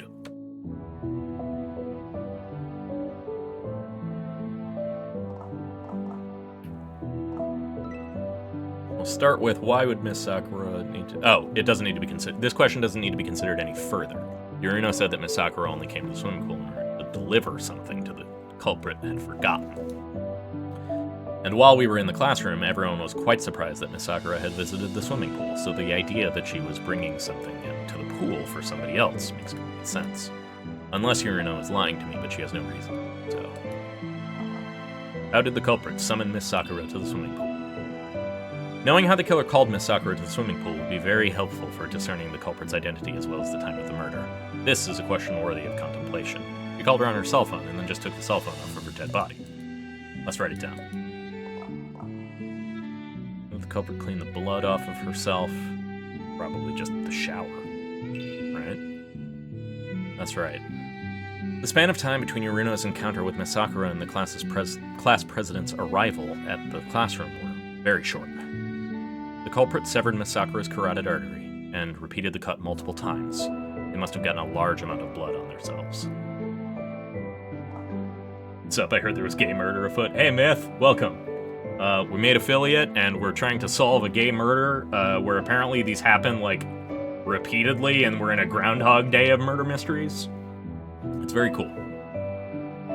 We're starting to get to some real deductions now. We've entered, as the game says, deduction mode. Based on what I saw in the recall, Miss Sakura appeared after 6:40, which means that the killer had an extremely limited amount of time to commit the crime and clean the blood off of themselves. Thank you. I appreciate it. This is an important question. Yeah, I figured. I figured. Why choose the pool as the scene of the crime? It's very strange. Everyone else in the class knew that Yuruno always goes swimming in the morning. Even if she didn't go every day, then the culprit would still have no reason to take the risk of killing Miss Sakura near the pool.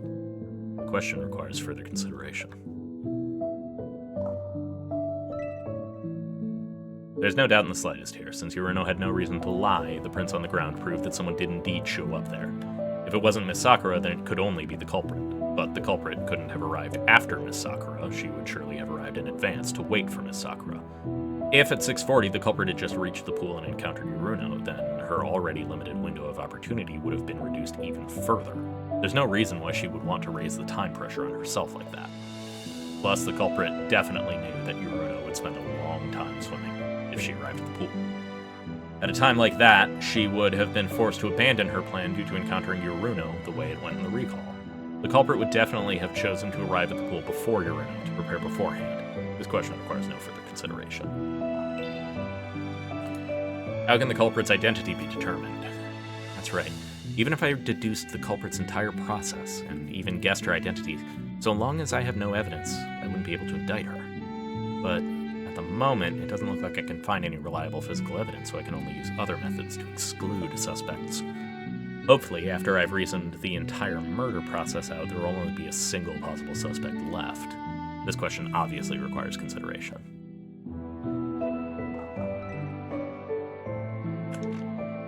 This is it, then. Let's begin the reasoning. Right, those will be the 4 questions. Let's answer them in a logical order. First up, how did the culprit call Miss Sakura to the swimming pool? Phone! That's right, Miss Sakura's phone disappeared. Very possible that the killer took the phone because the killer used the phone to lure Miss Sakura to the swimming pool. But either the culprit didn't know Miss Sakura's phone password, or she didn't want to snoop on a fellow classmate's phone. In any case, she couldn't remove the record left by their cell phone contact. I'm sure that, even if they're committing murders, they'd still worry about things like that.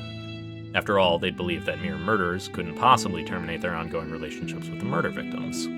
So in order to prevent text messages from being found, the culprit had no choice but to hide Miss Sakura's phone. Whether the culprit's carrying it on herself, or if she tossed it in some neglected corner, it wouldn't pose much of a problem for the culprit. Now, why did the culprit choose to commit the murder at the swimming pool? They needed the showers for I think they needed the showers to clean the blood off themselves, probably. The main thing that I want to figure out...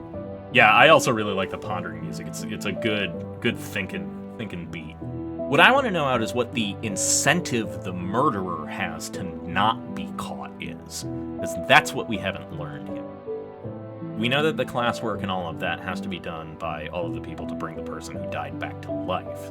But what does the murderer get if they're not caught? That's right. Miss Sakura's corpse appeared in the old shower room, and there were no signs that the body had been dragged around, so the scene of the crime was likely to have been right there. In combination with Miss Sakura's reason for visiting the pool, the reasons why she appeared in the shower room became obvious as well. The culprit lied and said that the thing she'd forgotten to bring was related to the shower room. which was why Miss Sakura trusted her in the shower room. So, rather than saying that the culprit tricked Miss Sakura into visiting the swimming pool, it's more accurate to say that she tricked Miss Sakura into visiting the showers. Since in the showers, the culprit can easily wash off all the bloodstains, while also making the act of calling Miss Sakura out seem very natural. The thing that she said she forgot to bring was very possibly her school uniform. She probably spun Miss Sakura a story about how she'd accidentally gotten water on the uniform she'd brought or something. Then, after Miss Sakura brought a set of replacement clothes into the shower, the culprit, who was wearing a swimsuit, cut open Miss Sakura's neck, getting blood all over his in the process. The reason I still think it's the class president is because the class president is roommates with Miss Sakura, which would allow her to actually have access to the room that Sakura had her clothing in. But because she was wearing a swimsuit, and because there was a shower right there, the culprit was able to clean off the bloodstains very quickly at the class. Alright, that explains why the culprit chose to make their move near the pool, as well as how they cleaned up the bloodstains all at once. There's just one last question left. Such little physical evidence, I have to come up with some way to narrow down the range of suspects and find the culprit. What angle should I take to narrow in on the culprit?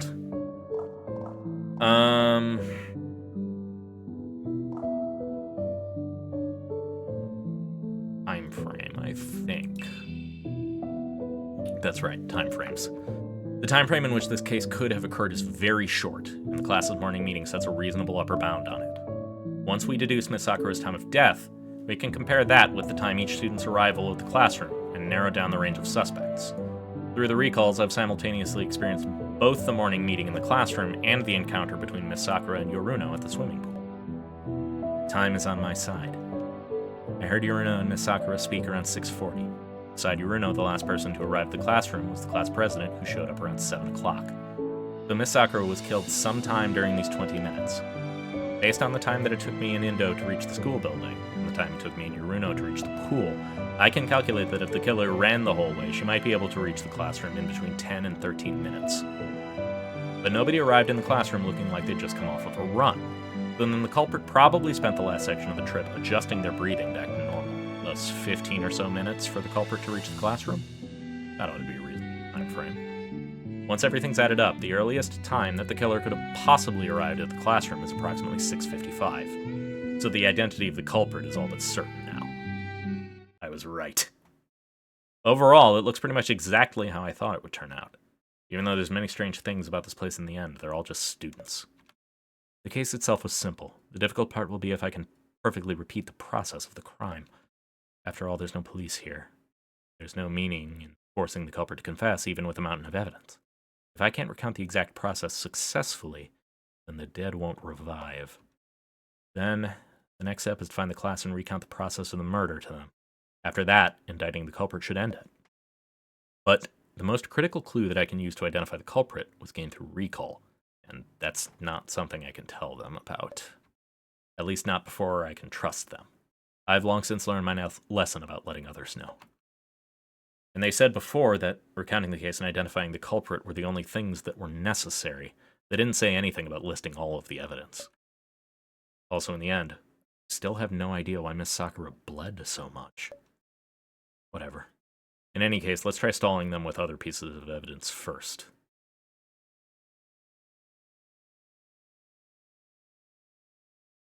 Kicks door in. Oop. After Ran finished organizing her thoughts, she returned to the old showers. She saw Tama Indo and Makoto Asakura kneeling next to Ansakura's corpse, discussing something together. The others were apparently chatting merrily together about what was on the dormitory's menu for lunch. Oh, Ibuki, you're done. That was pretty fast. After they noticed Ran, Sai and Miho came over immediately. Miho came quite close, inspecting Ran's face carefully. You look a lot better than before. Does your head still hurt? Nah. Anyway, let's get to the point. I've already figured out the culprit and their method. Hearing Ran's word, the conversation slowly died as everyone clustered together next to Ran. Whoa, already? Isn't that a new record for the shortest time to case solved from Ran, then? Isn't that a new record for shortest time to case solved from Ran, then? Yes, it does seem that it only took her half an hour since the discovery of Sakura-san's body to find the answer. So, Ibuki-san, who's the culprit? Tama Indo was visibly overflowing with curiosity. I want to hurry up and bring Miss Sakura back to life, so I'm not going to waste any more time. I don't intend to explain how I deduced it either. Once I explain the process, everyone will understand it. Enough with the preamble. Just hurry up and spit it out. Ron looked at the emotionally provoked Sai and thought about what she'd seen in the recall. If I were to mention Yuruno's little sister right now, I'd probably freak out. Forget it. Let's begin. I'm going to begin describing the culprit's complete methodology now. Firstly, either this morning or immediately after you determine the culprit and victim via picking lots. The culprit mentioned to Miss Sakura that she was feeling like she was in the mood to go swimming this morning. Oh, I didn't know you knew how to draw, Buki. Even if your drawings kind of suck. Look, if you can understand the picture, then it's good enough. It'll be clearer than me trying to explain everything with just words, at least. Well, if we're limiting ourselves to just comprehension, then that's fine, I suppose. Continue. You're not sure like the fights with me. That bad, though? No. Afterwards, the culprit got up early as planned and headed to the swimming pool. But, in actuality, he intentionally avoided the new shower room that Yuruno frequently used and headed to the less convenient old shower rooms. Then the culprit called Miss Sakura on her phone. She lied to Miss Sakura over the call, telling her that she got her school uniform wet by accident and asked Miss Sakura to bring a spare uniform over. Oh, now that you mention it, I remember Sakura was carrying something when she ran into the old showers. In the recalls, Yuruno left the swimming pool earlier due to my presence, allowing her to encounter Miss Sakura and confirm that she was indeed holding something in her hand. But in reality, I didn't follow her, so she and Miss Sakura missed each other. Though, according to common sense, if she saw Miss Sakura while she was in the water, still ought to have greeted her. And as long as the two of them spoke at all, it would have been quite easy for Miss Sakura to expose the identity of the person who'd called her to the pool, right? Well, in the recall, Yuruno and Miss Sakura didn't mention that person's name even after they spoke face to face. I'm starting to understand why they said that Miss Sakura was always cooperative. So it wouldn't have been surprising for anybody to ask her to help bring something to the pool. Very personally upsetting. I'll continue. So Miss Sakura did as the culprit told her and brought the school uniform to the old shower room.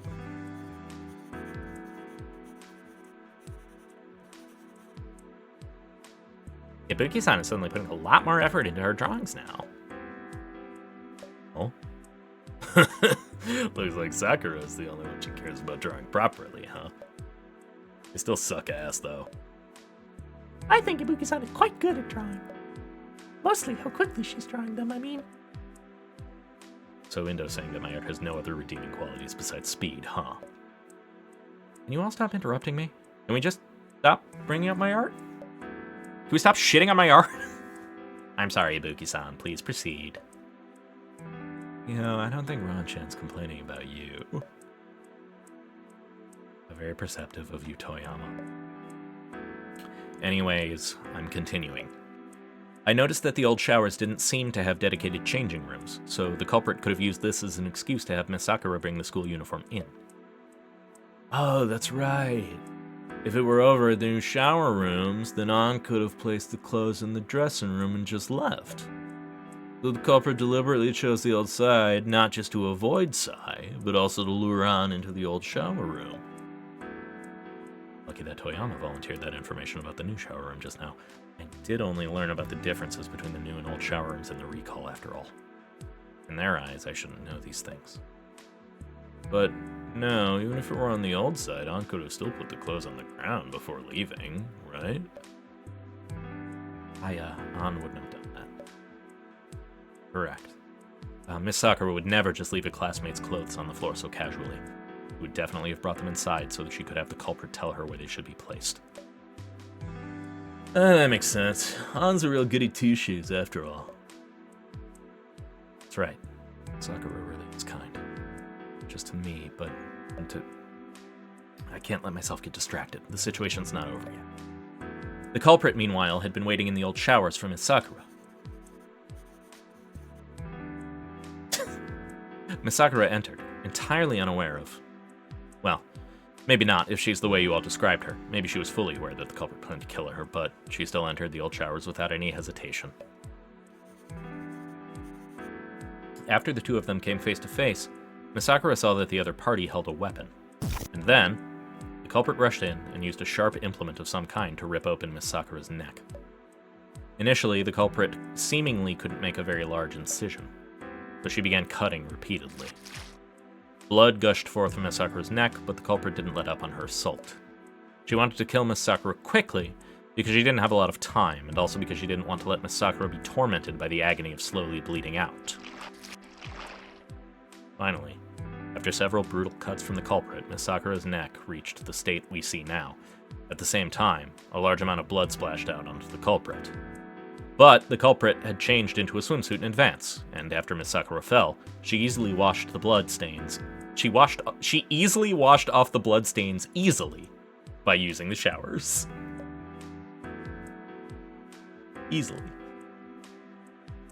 Oh, so that's how it happened. Then, just like with any other premeditated crime, the next thing that the culprit had to do was dispose of the evidence. Duh, of course she did. You're only saying duh because I specifically pointed it out just now. If I hadn't, most of you would have probably assumed that you needed to start searching for clues directly at the scene of the crime. It would have been a huge waste of time to search aimlessly like that. The correct approach for this case is to start from the fact that the murderer needed to eliminate the evidence, and to reason carefully from there. I understand what you mean, Ibuki-san.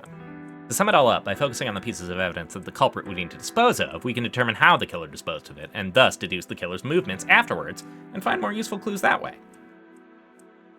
Ibuki-san, you wouldn't happen to be a police officer, would you? I wouldn't, no. Oh, quite an interesting person, then. So, Ibuki-san, based on what you've described, what kind of evidence would the culprit need to discard after this? Firstly, the bloodstains on the culprit were already washed off in the shower. After that, there were two pieces of physical evidence that most needed to be eliminated, the murder weapon and the phone. One of them was the weapon used to harm Misakura, and the dripping wet swimsuit, which might have still smelled of blood. Hang on, what about the phone? If we found the phone, then couldn't we just check the text message logs to figure out who lured Sakura here, right? Did you really look through Miss Sakura's phone without her express permission? Sure. Even if I didn't know the password, I just used Sakura's corpse to unlock it. Yoruno-san. As I see it, if we could unlock the phone, we'd be able to see the text the culprit sent, and the whole case would be solved instantly. This is why I'm confident that the killer kept the phone with the swimsuit rather than throwing it away somewhere random. Let me continue explaining, and it'll become clear. Okay. Then I'll continue. The killer didn't have much time to clean up after the murder was done. I don't recall that any of you expressed surprise that anybody was early or late to class, yes? That's right. Well, usually Asakura-san arrives together with me. I just couldn't get up at the same time as you today because you were on duty this morning, and we went to bed really late last night. It's alright. Tomorrow we can start coming to the classroom together again. Mia and I showed up today at the time we usually show up together. Mm-hmm. Hinata arrived at her usual time as well. And in the past, on days when Yuruno-san went swimming before class, she usually made it to class at around the same time that she did today. So I go swimming every day, more or less. Alright. When Yuruno headed to the pool this morning, the direction she was headed in was more or less opposite to the direction that Indo and I took to reach the schoolhouse. So the layout should be something roughly like this. Here's the swimming pool. The culprit set out from here after killing Miss Sakura. And here's the dormitory. After the culprit left the swimming pool, they headed towards the dormitory. And of course, she didn't make a trip back to the dormitory just to cause trouble for herself. Not like the pool and dormitory are actually in a perfectly straight line with each other. But the direction that she walked in, and the distance that she traveled, ought to have been comparable to a trip to the dormitory, or even further than that.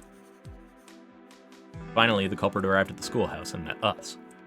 The culprit had to make sure that despite having to travel from the pool to the classroom, a journey that much longer than their usual, that they could still arrive at the classroom at their usual time.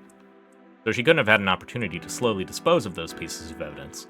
Thus, there are only two possibilities for how those pieces of evidence could have been handled. Either the culprit threw the evidence away somewhere on the trip to the classroom, or the culprit brought the evidence with them and rushed to the classroom directly. The murder weapon's not a big deal. Whether or not there's equipment for checking fingerprints here, it doesn't prevent the murderer from making sure she didn't leave any fingerprints behind. She could have picked any random place to toss it, and even if it was discovered, it'd have been very tough to deduce the murder process from the weapon alone, since it'd just have to be an ordinary sharpened implement. The critical thing was the wet swimsuit. Anybody who saw an inexplicable swimsuit lying around outside of the changing room could easily deduce the process of the murder. So the culprit couldn't take the risk that it be found by throwing it away, and could only choose to bring it with them. For the same reason, they took the phone as well. We just need to see whose bag has a swimsuit in it, then. Well, not necessarily. If the culprit didn't throw the swimsuit away haphazardly, but rather prepared a hiding spot in advance, she could have hidden it as soon as she passed by. Then she wouldn't need to carry it on her, right? Such as here, or here. The possibility does indeed exist, but the conditions for it are very strict. Firstly, the culprit had to be confident that the hiding spot could actually hide something effectively, and that it wouldn't require them to spend too much time covering it back up. And the hiding spot had to be located near the route that the culprit took to reach the classroom, or else it'd eat further into her remaining time. Not only do all these conditions have to be satisfied at once, but the culprit also would have had to make these preparations in advance, without being noticed by anyone. It's safe to say that the possibility is basically non-existent. But if you're insistent that the culprit is way smarter than me, then you could say that she came up with something, sure. In that case, we'll have to go through and do a thorough search of all the locations on the trail. That's how an actual police investigators would do it as well. The point is to determine what clues we're looking for, and to ensure that those clues exist and that they can indict the culprit. The rest is just elbow grease. And in this case, the clue that we're looking for is that swimsuit. It'll prove that my explanation is completely accurate. We can determine the owner of the swimsuit and the time that the culprit's arrival in the classroom, and the approximate time when Chrono said she saw Miss Sakura. Oh, I see. Well, before we go look all over the place for clues, we might as well search everyone's bags for a swimsuit first. That's how you think the culprit probably chose to hide it, right? Yes. And that's more or less... That's more or less exactly... not so fast. Sai spoke suddenly. Forget about the fact that I know I have a swimsuit in my bag. Ibuki's already said she knows who the culprit is. Which is to say, she could confirm the culprit without even needing the swimsuit as a clue. So how'd you figure out who the culprit was? Chrono sure reacted quickly. Indeed, the swimsuit can be used to confirm the method of the murder, and combined with Miss Sakura's time of death, the killer determined. But to their knowledge, I didn't go with Sayurino to the swimming pool. I have no reason to be confident that Miss Sakura definitely only died after 6:40 p.m. or after 6:40. I didn't said that I knew who the culprit was from the start, though. They would have had to go all the way back to the classroom to look through each of their bags and confirm the culprit's identity before coming back to find Miss Sakura. I just don't want to endure this any longer. It doesn't matter even if you can't answer me, because your reasoning itself has a big problem in it. Problem? How could that be possible? You're only so confident that the murder process you're describing, as well as the culprit you're thinking of, are both correct. Because of the swimsuit the culprit was wearing, right? Well, yeah. The culprit could only clean herself off quickly wearing a swimsuit while she was attacking Miss Sakura. If she was wearing a school uniform, that would have been way harder to clean up. What if she was just nude? Swimsuits are typically made of spandex, so it's very easy to wash off liquids that splash onto them. But how are you so confident that such a swimsuit even exists? Huh? What are you... Aren't you just making an assumption? Thinking that just because the culprit came to the swimming pool, she had to have a swimsuit. Or because the swimsuit had useful attributes to the culprit in your theory, so you decided that she wore a swimsuit while committing the murder. Is that not right? Of course it isn't. There's an even better option for the killer in terms of being able to quickly wash off blood without leaving any evidence behind. Ron furrowed her brow, looking at Sai. She couldn't figure out what Sai's alternate answer was going to be. She's nude. In actuality, the foundation of Ron's reasoning was an extrapolation of the timeline. The swimsuit was just a piece of physical evidence that her reasoning touched upon. She hoped that the physical evidence would have caused the rest of them to overlook the importance of time in her deductions. Otherwise, Ron would have been forced to explain everything about recall. But even if the swimsuit wasn't the most important point, she still thought that the reasoning was correct. So what better option did the culprit have other than a swimsuit? Killer could have been naked. Thank you. Naked? That's... Wait. The fucking shower, isn't it, Ron? Naked, but... Wait. Really could have been like that. If the killer had been naked, as long as she started showering immediately after being splashed with blood, it'd be just as effective as wearing a swimsuit would be. It really wouldn't leave any physical evidence that way. Yeah, that would be the case. Eavesdropping. Seriously? I mean, I thought of it too, but it all sounds so ridiculous. I want to just laugh, just imagining it. Imagine, An having to face down a naked classmate. Naked? Hey, mijo, you should kill me the same way next time, too. Stop goofing around, it's not over yet. Also, I'm pretty sure that if I went looking for you while naked, things would get real weird, real fast. That's the idea, yeah.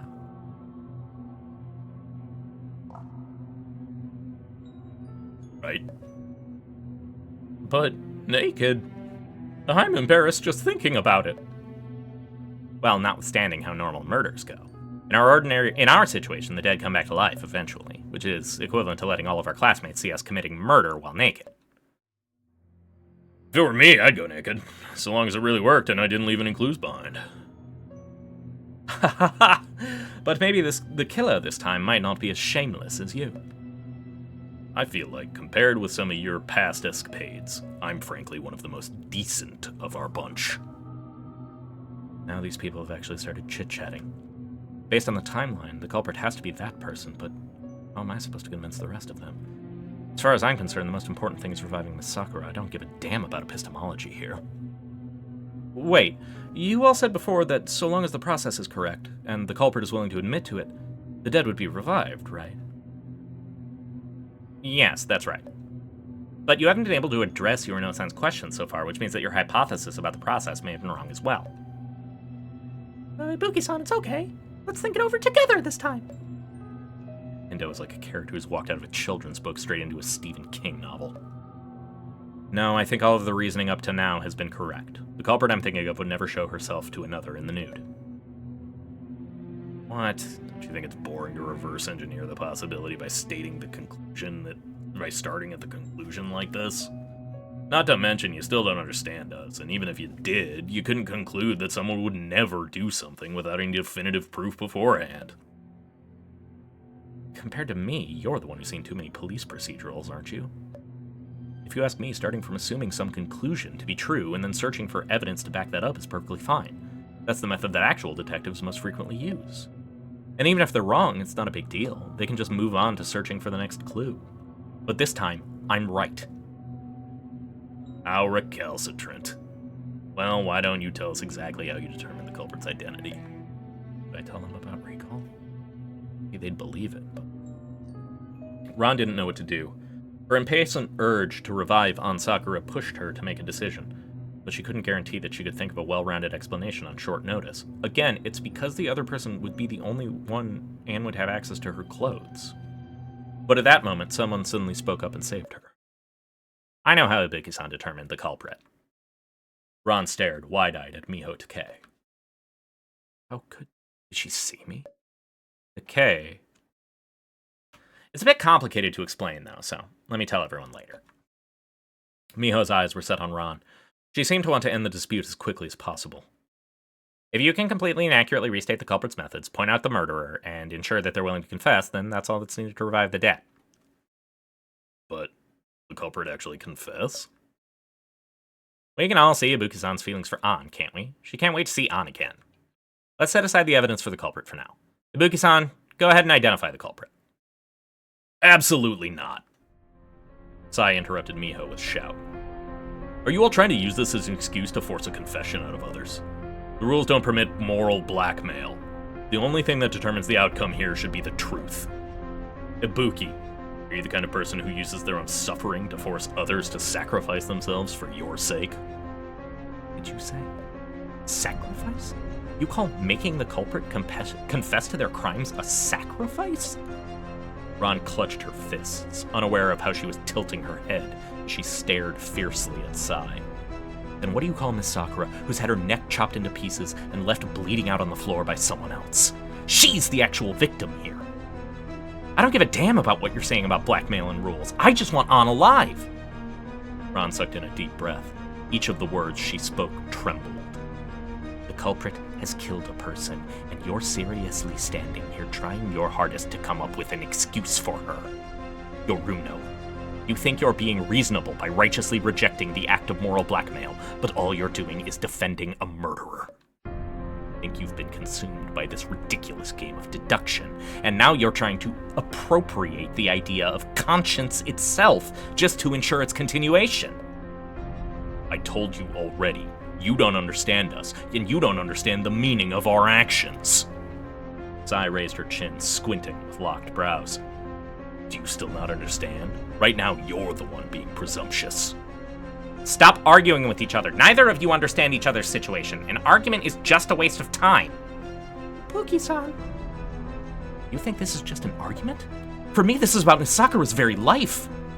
Then you should go and find the correct answer rather than butt heads with Yoruno-san here. I said I've already found it. The culprit is... Ron didn't speak the name of the culprit. She supposed that even if she said it, they wouldn't admit to it anyway. Because that person would be just like Yoruno, just like everyone else here, another person who's been caught up by this twisted game. Buki-san, it's okay, you can say it. I'll admit it. Everyone looked towards the source of those words, who did her best to keep a smile on her face. Perhaps she was worried that Ron would feel guilty if she let any uncomfortable expressions show. He'll confess? Really? Class president? Ron slowly walked to Koizumi's side. Koizumi blinked her eyes and lowered her head.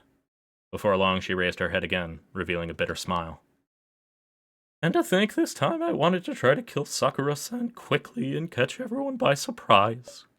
I can't believe how easy it was for Iboki-san to expose me. That's right, I was the culprit behind Sakura-san's murder. And the process for the murder went exactly as she said.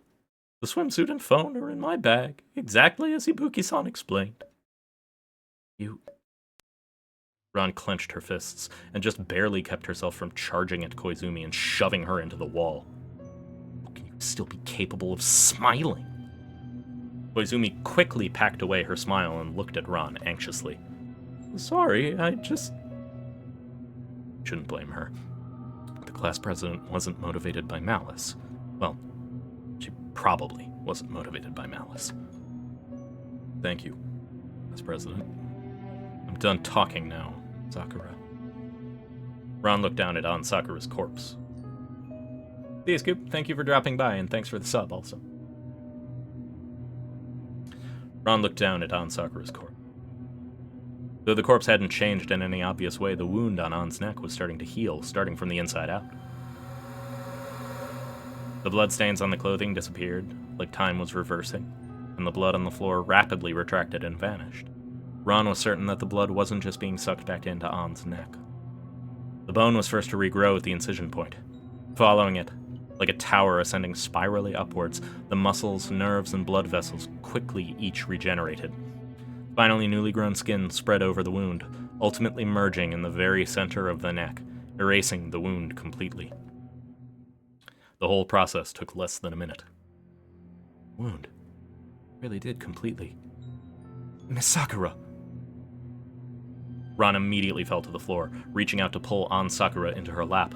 Ann's skin gradually regained its color, and her chest began to lightly rise and fall. The air around them filled her lungs once again. Miss Sakura! Miss Sakura! Ann Sakura slowly opened her eyes, and as she took her first breath, she convulsed into a cough, pecking up the last bits of clotted blood in her throat. You really did come back to life. Tears fell from Ron's eyes as she opened her arms wide and hugged Ann Sakura tightly. Her smell, her warmth, even the soft parts of her body, all of them were exactly as she'd remembered. Her lover, whom she'd sought for 4 whole years, had in this moment finally returned to Ron's lap. Helplessness, anxiety, pain, loneliness, astonishment, sorrow, and joy mixed together in Ron's brain. Contrary to her passionate action, though, Her faculties of thought were already beginning to remind her that she needed to carefully consider both the causes and the consequences of these events. But right then, Ron just wanted to put all of her attention on An, so she hugged her tighter and tighter. Miss Sakura, missed you. I finally found you, Miss Sakura. An blinked a bit, seemingly unclear on what had happened. Noticing this, Ron let go, looking up and down at her beloved, whom she hadn't seen for so long. Sakura? Why aren't you talking? Is something still making you uncomfortable? No, I feel quite well. An's voice was quite calm. Lying in Ron's lap, she turned her head towards Koizumi. You got caught then, Hinata? And before the first session of class, too. An nodded and then turned towards Ran. You're the one who caught Hinata? Ron wiped her face a few times, frowning, and continued holding tightly onto An's shoulders. Sakura, what's happened to you? Why are you so calm? Past few years, for the sake of finding you, I've traveled all over the world and experienced all sorts of terrifying things before finally finding you here. It's not that I'm complaining, Sakura, but don't you have anything to say to me? Been years since you've seen me as well, haven't you? Did you miss me? An turned her head slightly and looked at Ron's face. She had the expression of someone who was scrutinizing a piece of artwork. It unsettled Ron. Though Ron still thought that An's eyes reflected Ron's own face in them. So beautiful.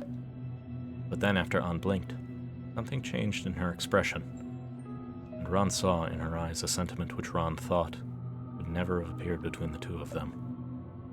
Unfamiliarity. Who are you?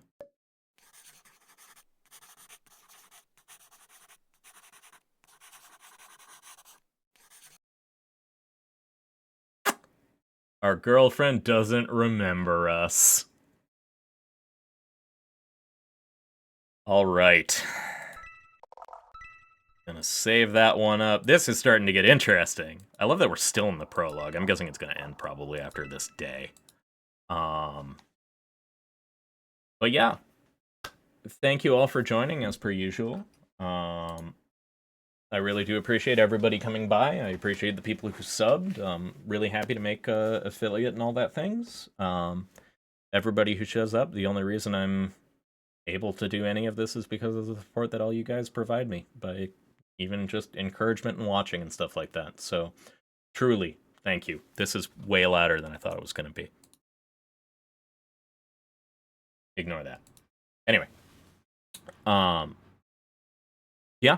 Hope you all have a nice rest of your day, and thank you all for coming by the stream. See y'all later.